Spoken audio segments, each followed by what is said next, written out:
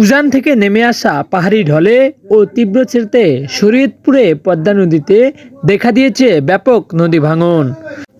মুহূর্তেই বিলীন হয়ে যাচ্ছে বাড়িঘর, দোকানপাট, বিভিন্ন শিক্ষা প্রতিষ্ঠান সহ রাস্তাঘাট।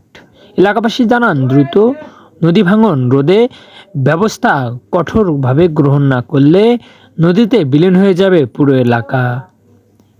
জানা যায়, পদ্মা সেতু রক্ষার্থে বাধ্য ক্ষতিগ্রস্ত হয়েছে এই নদী ভাঙনে। সাথেই কিন্তু পদ্মা নদী ভাঙছে, খুব ভয়াবহভাবে ভাঙছে।